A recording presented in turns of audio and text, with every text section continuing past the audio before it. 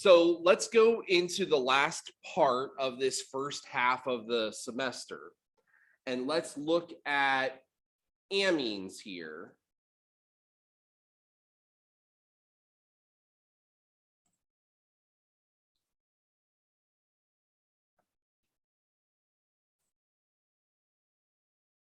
So we introduced the concept of amines on Tuesday. Amines are organic molecules that have nitrogen in the formula, in the structure somewhere. We think of them as kind of derivatives of ammonia, ammonia being NH3, so a nitrogen with 3 hydrogens bonded to it. And when it comes to understanding the amines and trying to kind of put them into groups, we think of amines in a similar way to the way we looked at alcohols initially. So remember, we had classifications of alcohols: primary, secondary, tertiary, all based upon the number of carbon groups that alcohol was attached to. Well, similar kind of idea. Although instead of looking at the carbon that the oxygen was attached to, we're looking at the nitrogen itself. How many carbon groups are attached to the nitrogen? And so a primary amine has 1 alkyl group, 1 carbon group hanging off of that nitrogen. A secondary amine has 2 carbon groups hanging off of that oxygen. And a tertiary amine has, well, of course, 3 carbon groups hanging off of that nitrogen.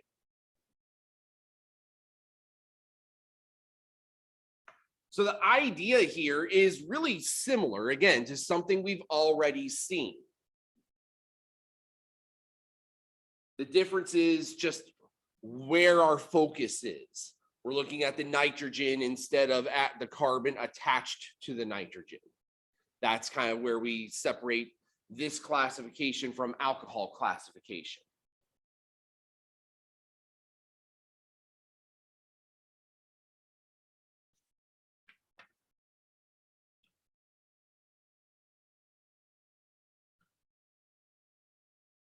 Now, amine naming is something that we are going to have to familiarize ourselves with, but amine naming is a relatively simple naming system.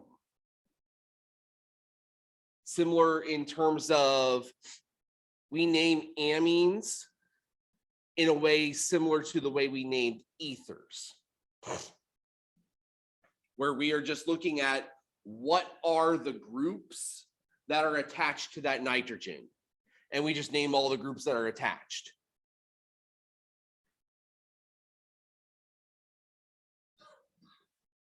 So like in this first example, this would be methylamine, because we've got a methyl group attached to the nitrogen. This second one would just be dimethylamine. The third one would be trimethylamine. So when it comes to naming, it's just figure out what's attached, put them in alphabetical order, put amine at the end.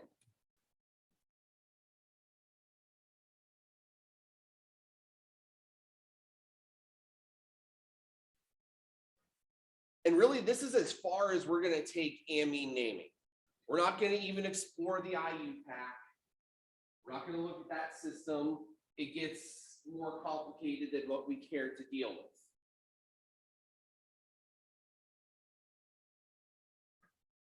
The only departure from this that we would use is if we had an aniline group. Remember, aniline is when one of those alkyl groups is a benzene ring. So if I have a benzene with an N on it, that's an aniline.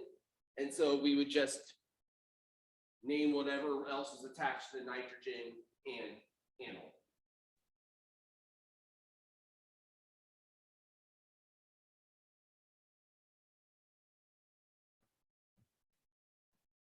Notice here also, this is an important distinctive piece here. We're still following the same rules of alphabetization. Prefixes don't matter. So ethyl always comes before methyl. It doesn't matter that it's dimethyl. Otherwise, they would go in alphabetical order.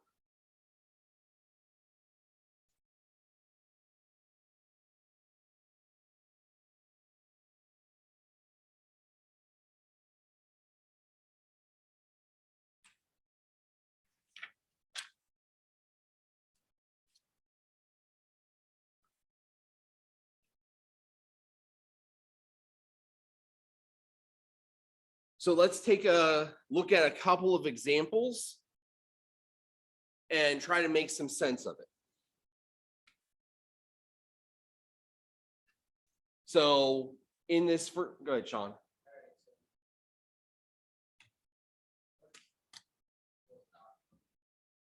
Okay, so we have to remember that the Lewis dot structure for nitrogen looks like this.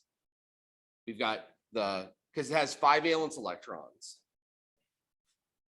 So we got to go all the way back to chapter 6 for this. Okay, so the reason we're showing that is, so this is we're trying to prevent ourselves from accidentally making a mistake in terms of the number of bonds. Nitrogen, because of that lone pair, can only make 3 bonds. And so we're putting that lone pair there to remind us not to put a 4th bond on the nitrogen. Okay? So now we can look at this and say, okay, where are the 3 bonds for the nitrogen? Well, I've got this bond that leads to this chain, and I've got 2 with hydrogen. There are my 3. And here I've got 1 to each chain and a hydrogen. There are my 3. So the reason we do it that way, and we haven't done it with oxygen, we just kind of know that only makes 2 bonds.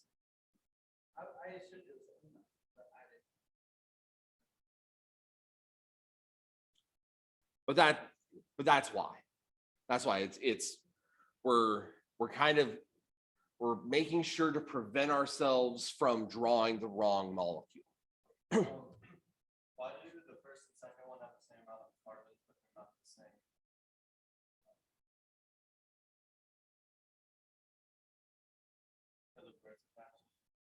same? Yes. So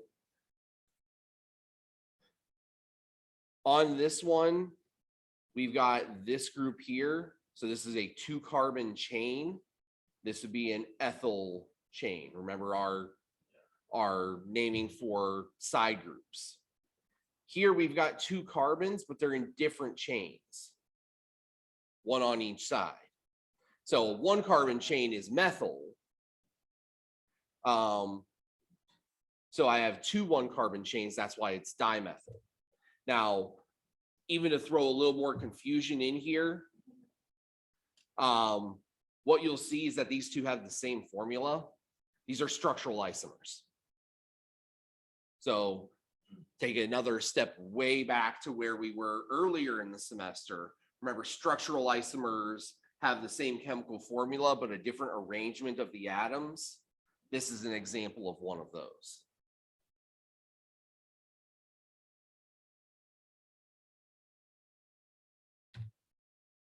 All right, so let's come back here then. Now you'll notice that set of dots isn't present in these structures, but it is implicit. We know that it's supposed to be there. So if I look at the structure, I can see with the NH2 here that it's an amine. The only side group is this 3-carbon side group. A 3-carbon side group is a propyl side group. So this would be propyl amine.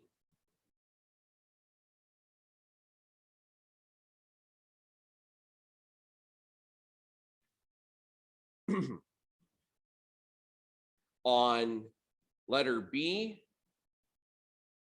I have I have three side groups. I've got two of these one carbon side groups, so these are methyl groups. And since there are two of them, we would call that dimethyl. And then I've got this 2 carbon chain here, so that is an ethyl group.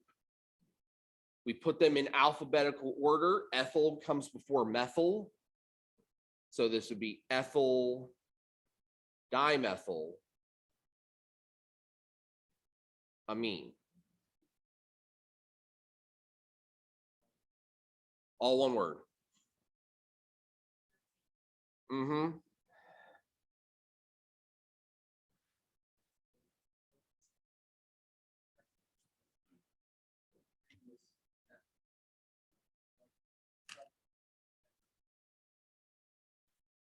Well, we usually had to separate them with numbers to depict where they were.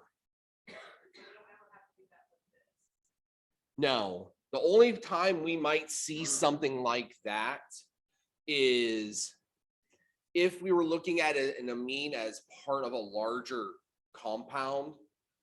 If there were other things on that nitrogen besides the main chain, you might see N used as a number. What that N means is that that side group is on the nitrogen. And so we wouldn't give it a number because it's not part of the carbon chain. We would give it a letter because it exists on the nitrogen itself. And so there might be one, maybe 2 instances of that in either the post lecture or in the overall chapter assignment. So just so that you're aware of that. So if you had something like aniline, this is where we'd see it the most. You know, if I have aniline where I've got a benzene ring and an NH2 on the top, that's aniline. Now, if that nitrogen had a methyl group on it, we would call that N-methyl aniline. And the reason we would say N-methyl as opposed to 2-methyl or 3-methyl is because it's on the nitrogen, not on the ring. If it was on the ring, then we would number the aniline group as 1, and we'd count our whichever way made the most sense to get us to the methyl group to number it properly.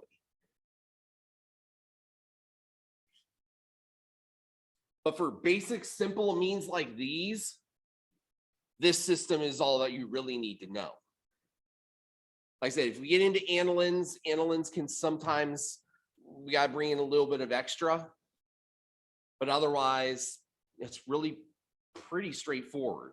If you remember how to name ester, or not esters, if you remember how to name ethers, it's a very similar structure to what we had with the ethers. Remember with ethers, you had the oxygen in the middle and you just named what was on this side and what was on this side. It's the same idea. You look at the nitrogen, what are the groups around it, and you just name those groups in alphabetical order. And so they're not always hydrocarbon. They could be chlorine groups or fluorine groups, just the same, and you just put them in the correct alphabetical order.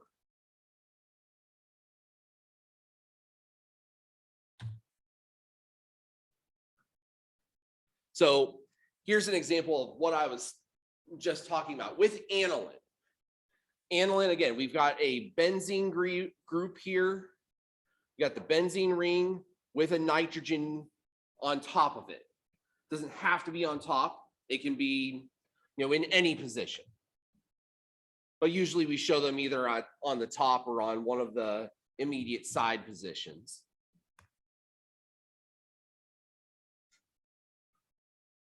So just like we saw with phenols, just like we saw with benzaldehydes or benzoic acid, the aromatic ring with the functional group on it has kind of its own name.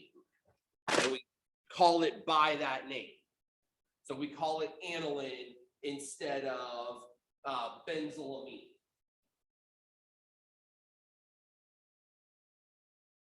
And if you put benzylamine in your homework, it will mark it wrong. I checked already.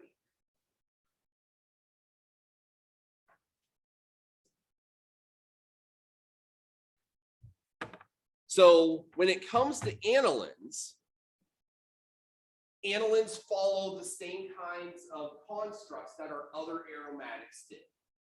If I have another group on the ring, then I would just number appropriately to get to that other group.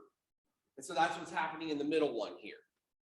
4-bromoaniline, because we number from the aniline group. And so that would put this bromo group in the 4 position. If I added additional branches off of that, I would just need to number them and name them accordingly, using the same kind of rules we've been using now for about a month. This is what I was talking about before, though. If we have a side group on the nitrogen and not on the ring, we just have to identify the number is N, if that makes sense. Good.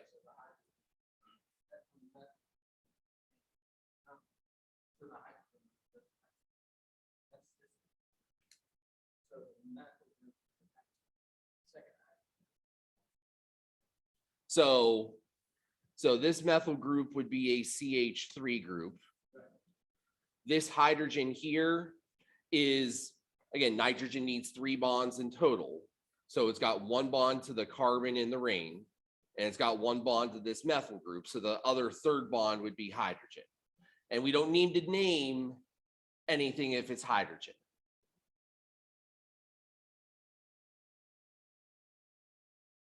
Because it'd just be like, if I had a CH3 group, if I had just a plain old, if I had a regular old chain, I don't need to name anything off of those hydrogens.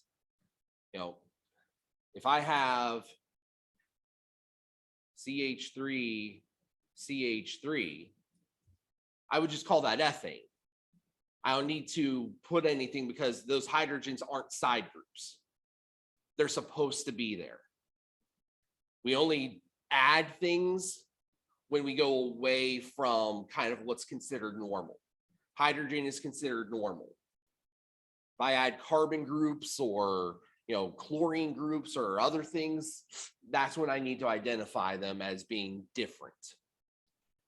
Otherwise, aniline is supposed to look like this. We're supposed to have 2 hydrogens on that nitrogen. In N-methyl aniline, I replaced one of those hydrogens with a methyl group, CH3.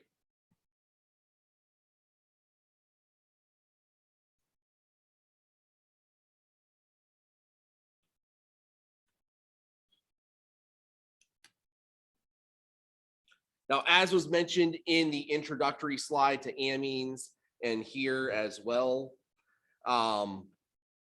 aniline is often used as a dyeing agent. Anilines in particular give kind of an indigo to bluish kind of color, which is why they're used in a lot of those kinds of cotton and textile fabrics. They're also used to make blue jeans blue.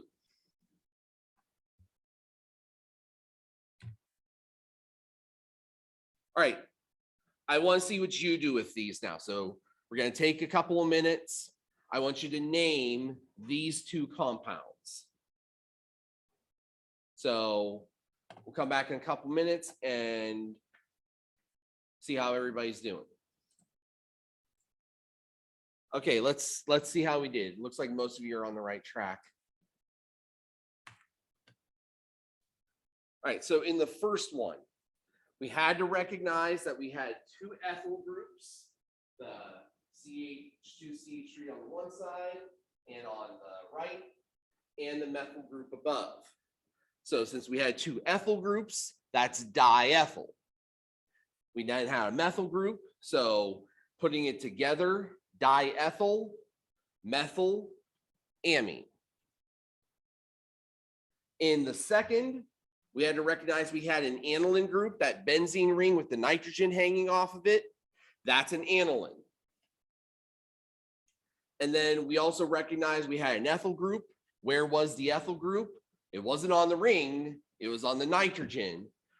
So N-ethyl aniline was the correct answer there. All right, any questions with this set of practice problems?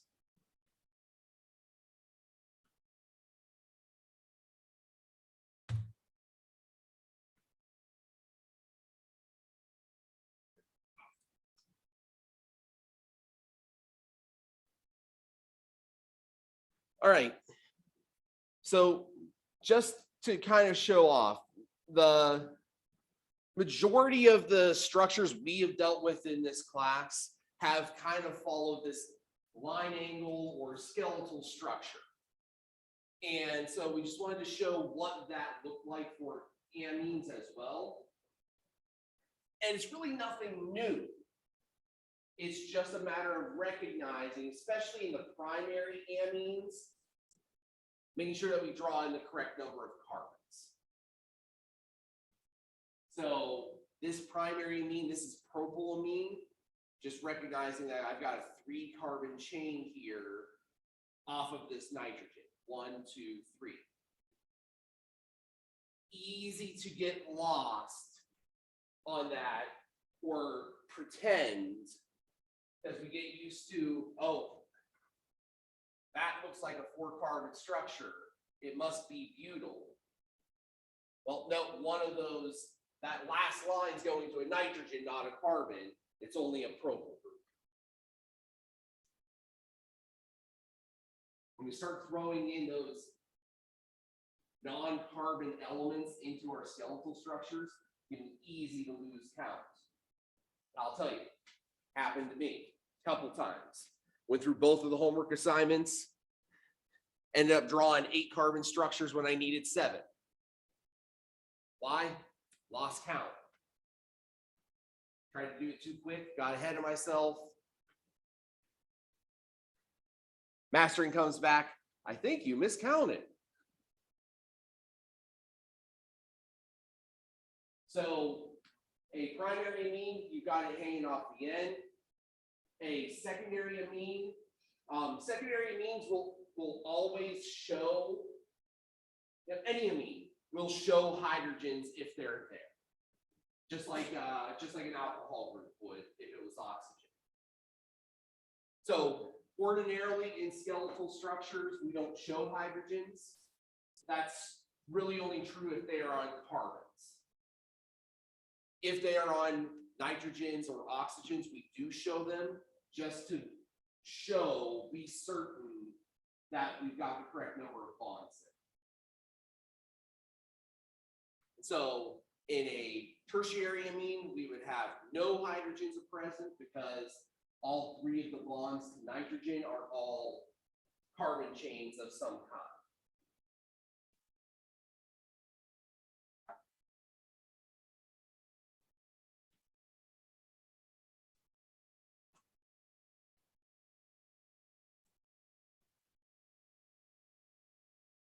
Okay, so aside from the naming,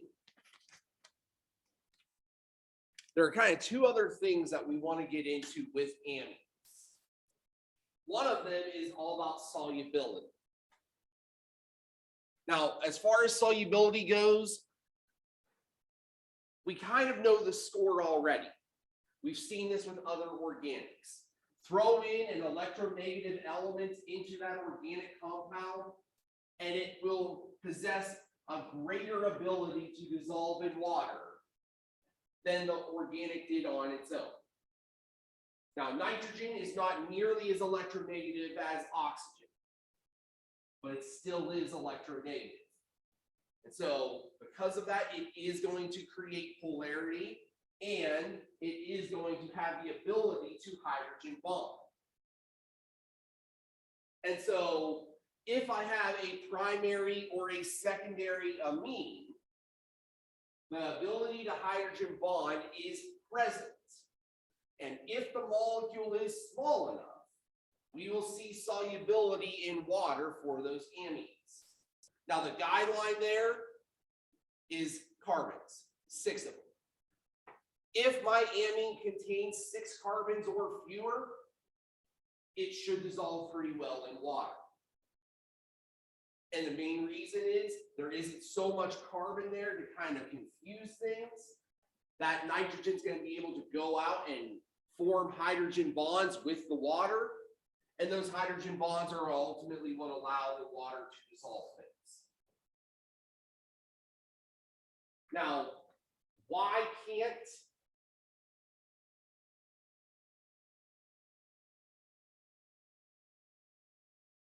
we see the same kind of phenomenon with a tertiary amine?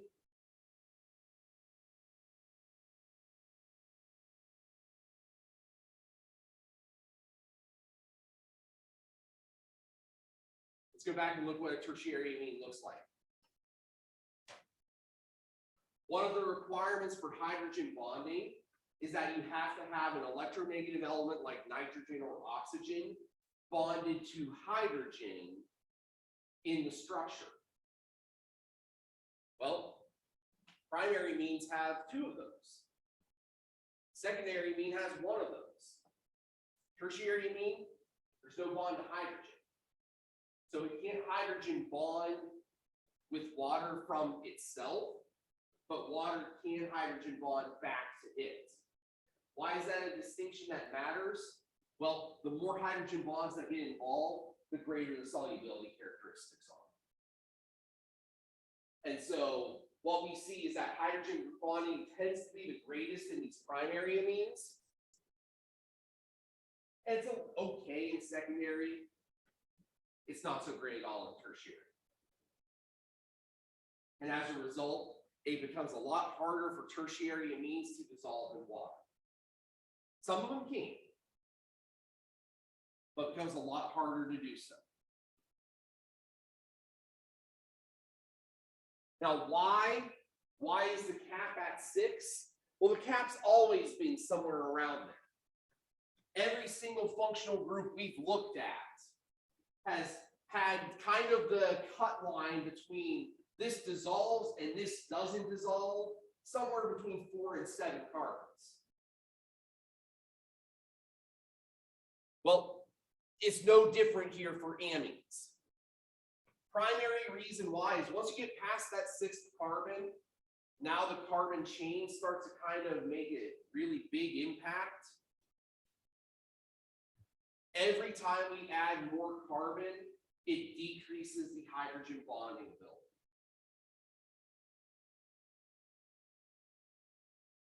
And so what we see in organics, and we've talked about this a couple of different times, in these organic molecules that have polar atoms, electronegative atoms in them, we have this kind of push and pull, tug of war going on.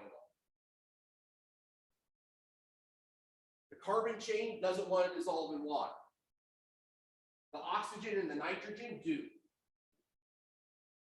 And so it's a matter of which one has a little bit more power, a little bit more oomph. I only got 1 or 2 carbons, that nitrogen goes, yeah, we're dissolving in water. Each carbon that we add to the chain makes it harder and harder and harder for the impact of that polar center to actually make a difference.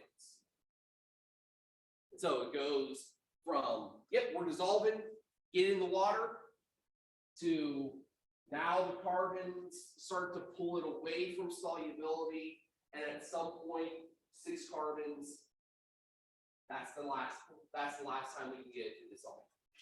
Throw in that 7th carbon, the hydrocarbon chain starts to win out. And we end up seeing more non-polar tendencies out of amines instead of polar tendencies.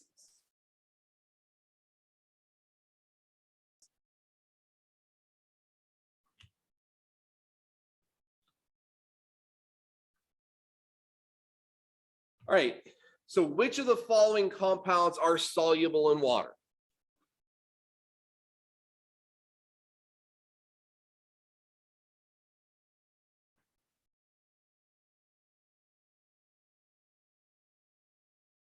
All right, show of hands here. How many of you think that compound A, our propylamine, is soluble in water?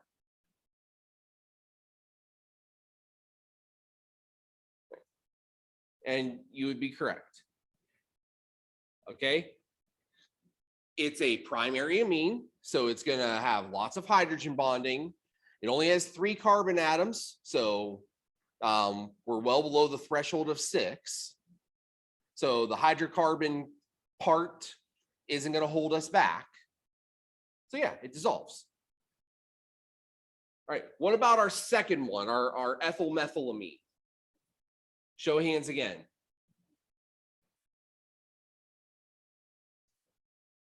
All right, same thing. Slightly different. This is a secondary amine instead of a primary amine. But I've got nitrogen bonded to hydrogen there, so we've got a hydrogen bond. And again, I only have 3 carbons present. All right, what about letter C? Letter C is butane. There's no nitrogen in it. There's no oxygen in it.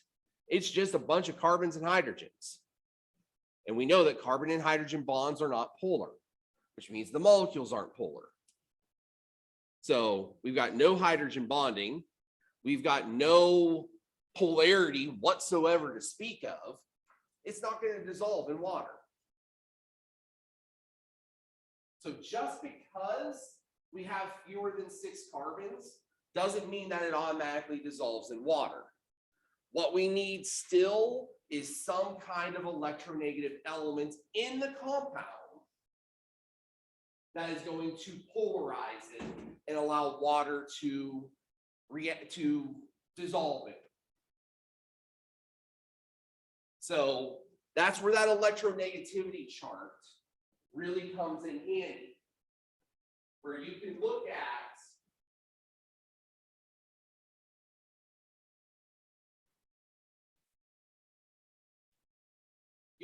the values and see, oh, hey, nitrogen has a electronegativity of 3.0. Carbon and hydrogen are in the 2s. That's going to be polar. Fluorine's got an electronegativity of 4. You know, I bet you if we have a fluorinated compound that didn't have that many carbons in it, it's probably going to be polar. We already know about oxygen. You know, certain kinds of ethers, certain kinds of esters, certain kinds of alcohols, they all dissolve in water. So it comes down to, do we have something different enough inside of that hydrocarbon chain, something polar enough, something electronegative enough to overcome those nonpolar forces in the carbon chain? That's ultimately what is going to answer this question, regardless of whatever kind of compound we were given.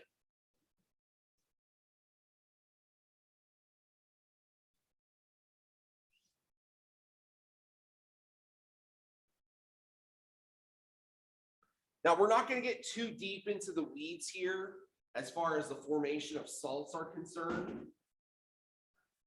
Again, when we come back to acids and bases, we'll kind of circle back to some of these reactions again. What we do need to understand, however, is that amines do have kind of some basic tendencies to them. And so when they react with acids, those amines are going to form salts.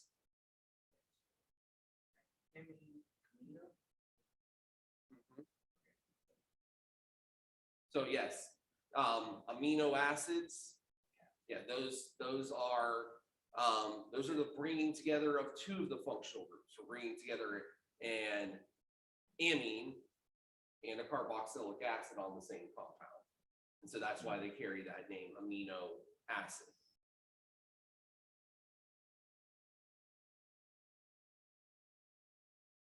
So, you know, the picture here talks about, you know, amines are kind of the primary culprits for that fishy smell that comes with a lot of different kinds of fish.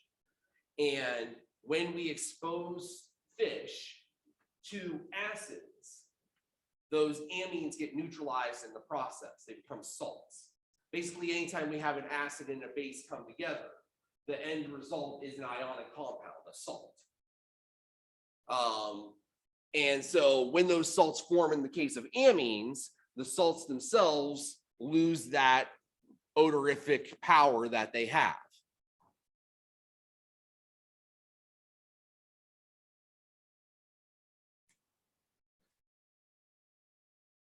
Again, we're not going to get too deep into this.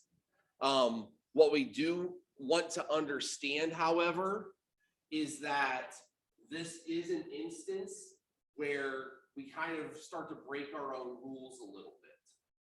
So that double dot that we were talking about earlier, the lone pair on top of that nitrogen, when it reacts to form a salt, what's going to happen is it's basically going to take on another hydrogen. It's going to take on a fourth bond.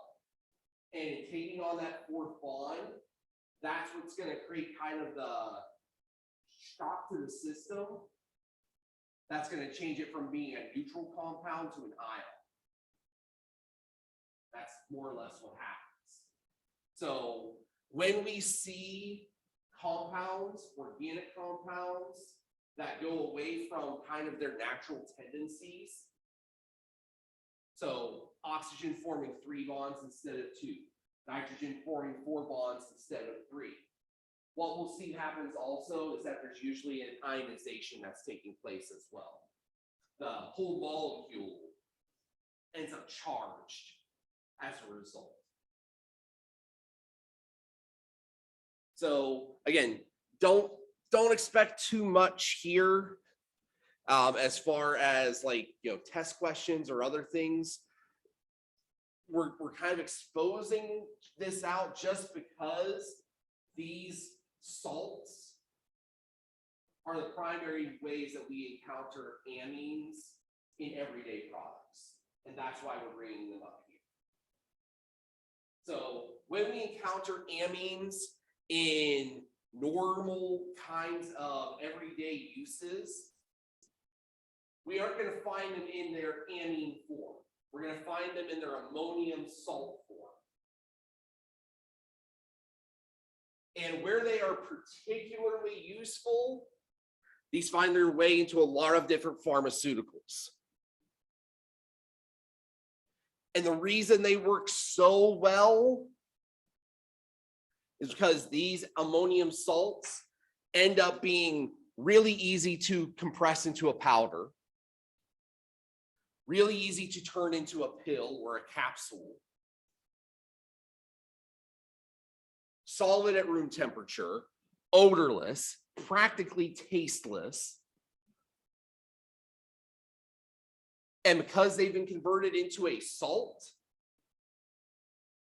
soluble in water, which means you can take it, your body system immediately knows what to do with it. It dissolves in your stomach. It dissolves in your body systems. It can be transported to wherever it is needed.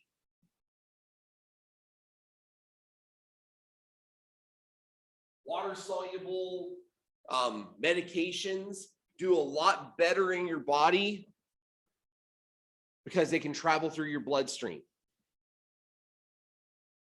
And they can be immediately picked up into your cells. You don't have to wait for them to deposit themselves into a fat deposit and find their way around your body that way.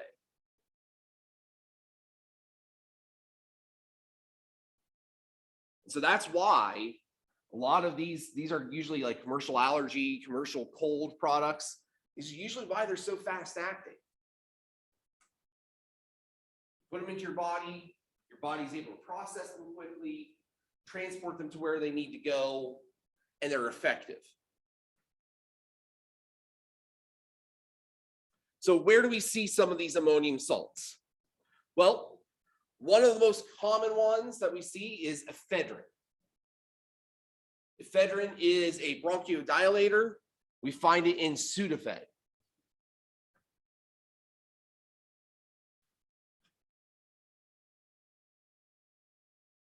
This ephedrine was reacted with hydrochloric acid to make ephedrine hydrochloride.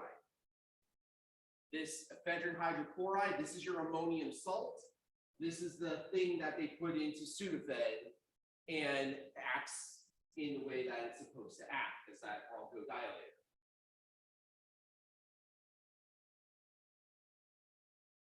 Diphenylhydramine, which is this structure here, a little bit more complicated, but we can see where some of the naming comes from. Phenyl is another name for a benzene ring. So I got 2 benzene rings hanging off of this structure there. Again, hit it with hydrochloric acid, it becomes diphenylhydramine hydrochloride, and that's the active ingredient, vinegar.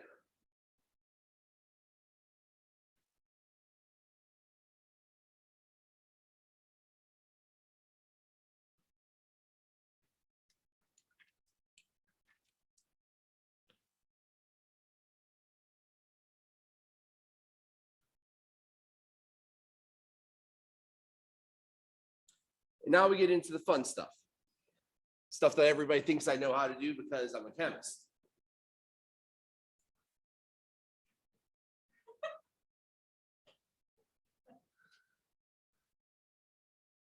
Okay, so other ammonium salts. So cocaine. Cocaine is extracted from coca leaves. Coca leaves are a naturally occurring plant. If you take the extraction result of that extraction, hit it with hydrochloric acid, you get cocaine hydrochloride, another ammonium salt.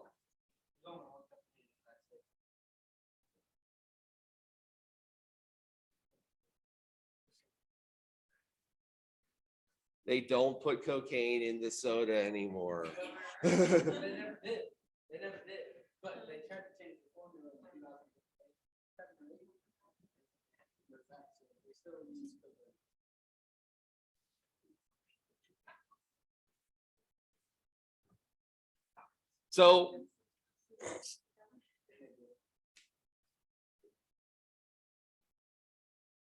So here's the ammonium salt. If you then treat that with lye, sodium hydroxide, that becomes your free base. That's your that's street cocaine.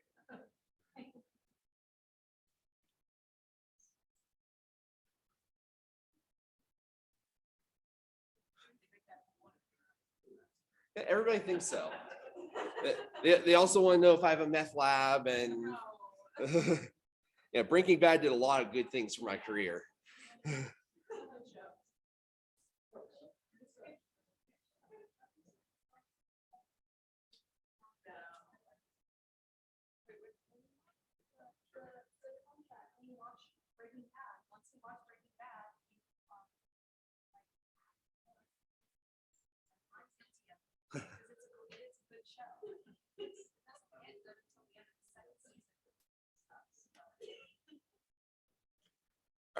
Other kinds of applications, again, sticking in the amine family here.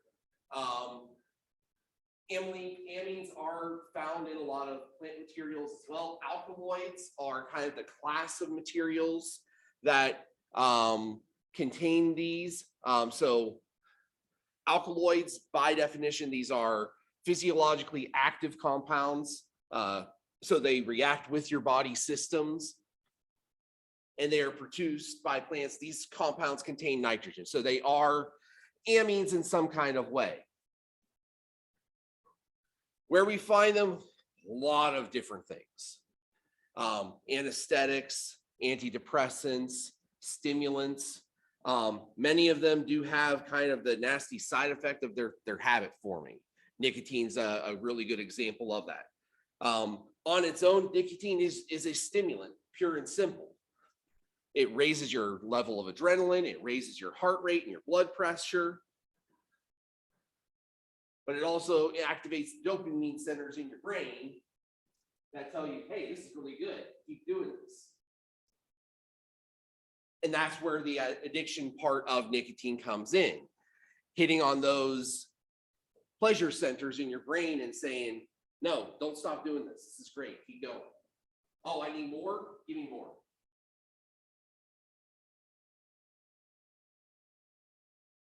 Caffeine has a similar kind of effect.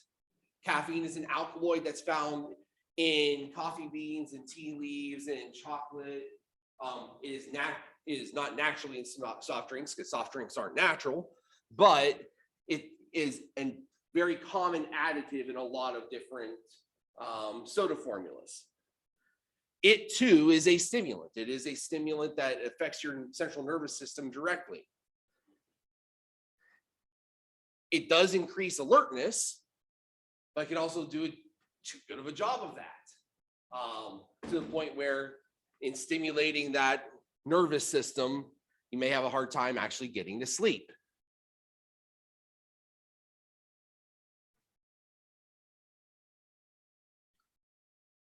Morphine and codeine. Morphine and codeine are also alkaloids. Again, we can see they've got the nitrogen centers in them. Very, very similar structures to each other. In fact, you really have a hard time finding the difference until you look at that last oxygen at the very top and see that that's the difference between them. So morphine and codeine, lots of commonalities between them. They come from a common source, oriental poppy plants. They're used in a similar way because they have similar structures. They're both used as painkillers. They also both have the same kinds of qualities that we associate with the other alkaloids we've talked about. They can be used, they can be overused, they can be abused, and they can have some really nasty effects on people personally as well as on their surrounding lives.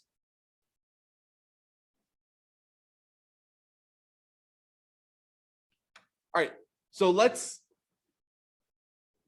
conclude this section and kind of circle back to amines just in general. And what I want you to do is I need two structures here. One structure for methylpropylamine, one for 2-chloroaniline. Give you a couple of minutes to work on those, and then we'll see how everybody did.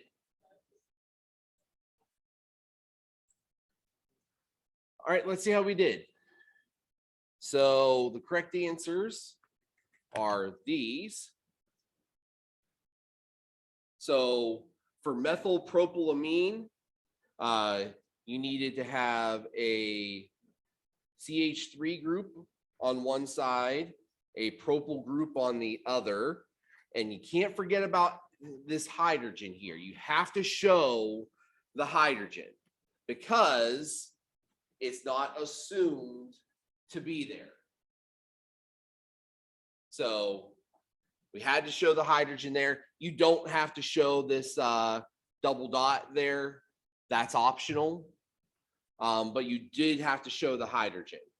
And so whether you showed it as NH with the things branching off of it or as its own separate bond, either way would have been considered correct. For 2-chloroaniline, you had to draw aniline, so you needed a benzene ring with NH2 on it. You could have drawn it this way with the hole in the middle, drawing it this way with the alternating double bonds would have been okay as well. But the chlorine had to be right next to the aniline or to the amine group. That was what would have made it 2. So it could have been on either side. Most of us just naturally count clockwise. But it could have been easily on the other side. We could have flipped it around. The mirror image would have been just the same.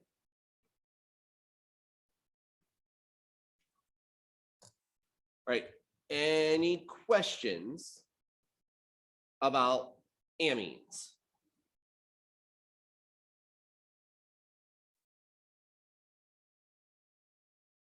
Okay, so we're going to end this week with kind of a flyby of amides.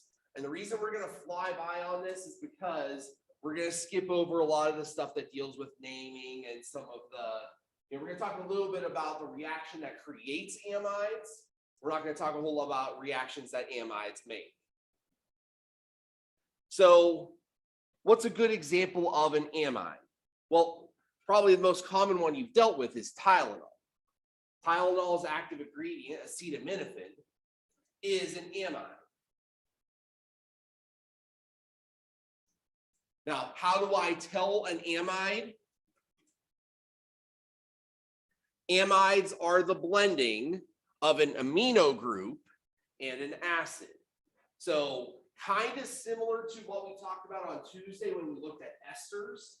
Esters were the blending of an acid and an alcohol. Amides are a blending of an acid and an amine.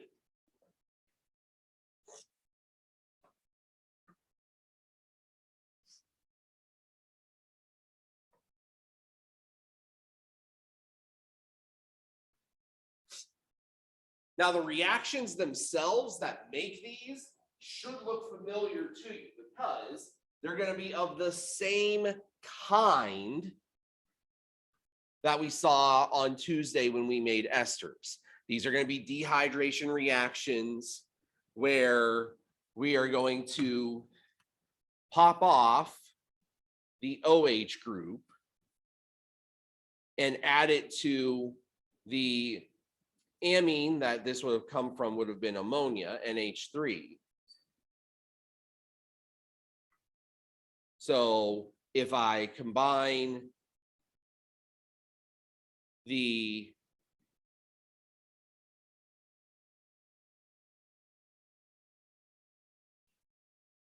OH of the acid with the H of the amine, I'll end up getting this amide, and H and OH would give us water. That's why it's called a dehydration reaction. It is pulling water out of the compounds.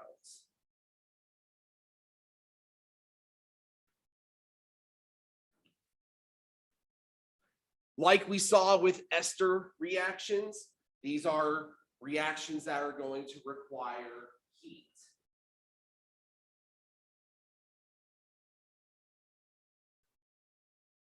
But we can see it is the literal blending together of an acid and an amine to make this amide. And so when we're looking at functional groups, the functional group that helps kind of clue us into the fact that we have an amide is this cluster right there. So if I've got a carbonyl group attached to a nitrogen, that's an amide. Just like if I had a carbonyl group attached to an oxygen, that was an ester.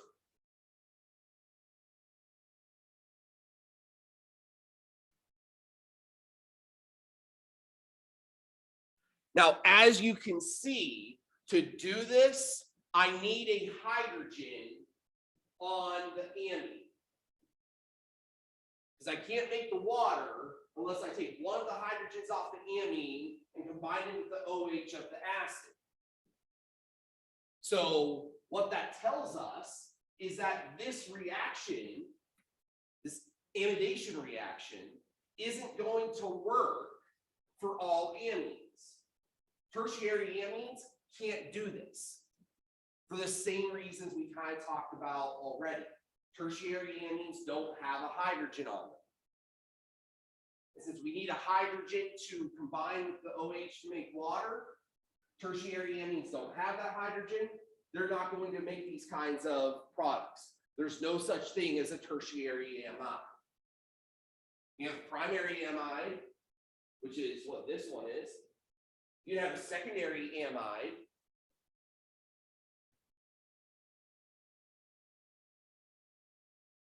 But you can't make a tertiary one.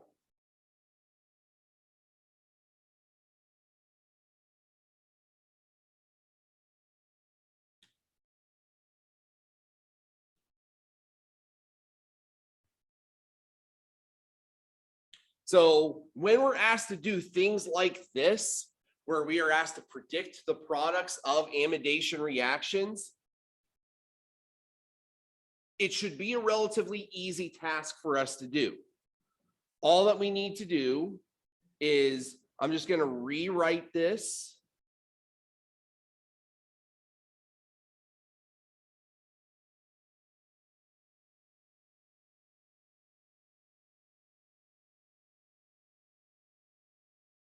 And all I'm doing here is just separating the H's from each other so that it's easy to see what's left over.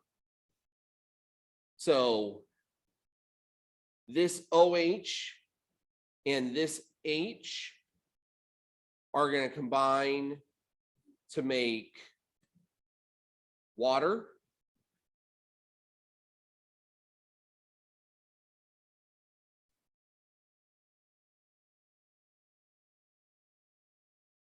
And the other resulting product is going to be from the nitrogen putting itself onto that carbon in place of the OH group. So I'm still going to have this benzene ring. I'm going to still have this carboxylate group. But now instead of bonded to OH, it's going to be bonded to N, H,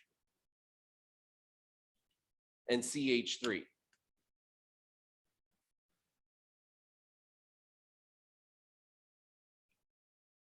So all we did, we took one of the hydrogens off of the amine.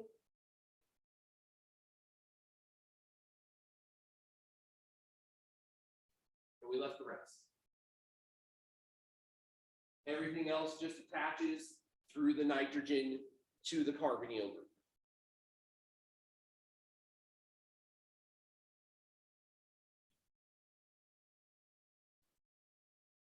All right, any questions with amidation?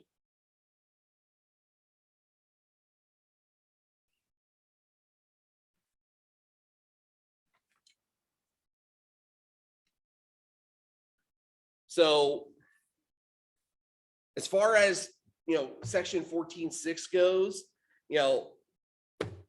this amidation reaction part ends at page 492, and we can skip over all of the stuff involving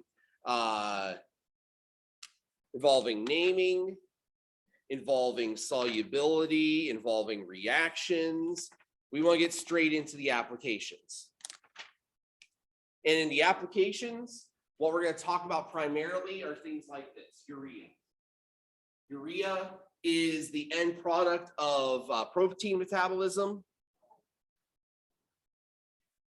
Your body removes it as kind of the end process by your kidneys, and your kidneys end up pushing it out into your urine. You excrete it that way.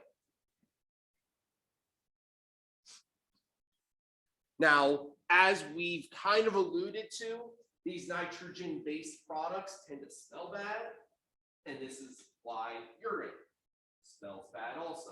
It's also why the decomposition of this compound is also why, if there is old urine in places, why it smells like ammonia, because the decomposition product of urea is an ammonia kind of compound. Now, if your kidneys malfunction, your urea builds up in your body system, this ends up leading to a condition called uremia.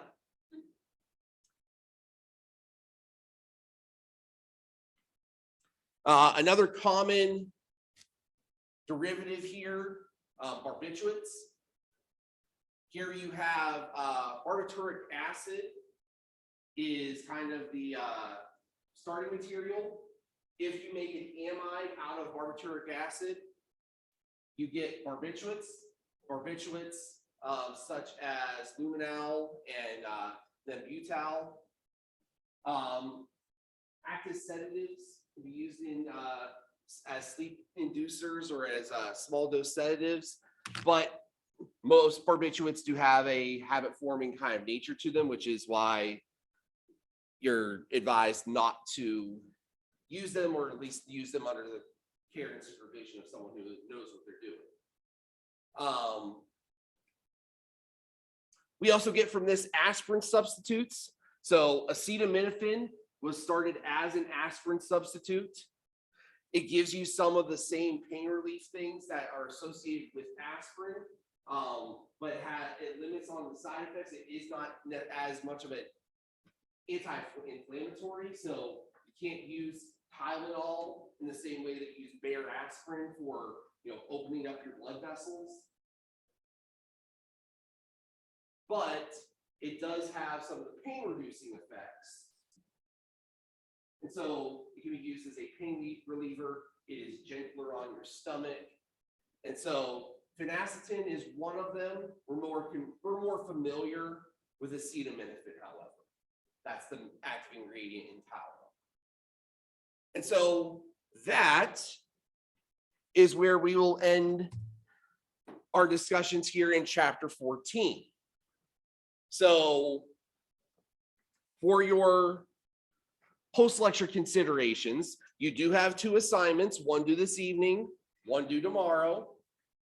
And both of them are kind of hitting at the 2 different parts of the chapter. So acids and esters in the one due tonight, amines and amides in the one due tomorrow. From there, once you get those done, enjoy your break. Come back, recharge your batteries. We've got 8 weeks after that to hammer you back into the ground just in time for finals. But do enjoy this time off.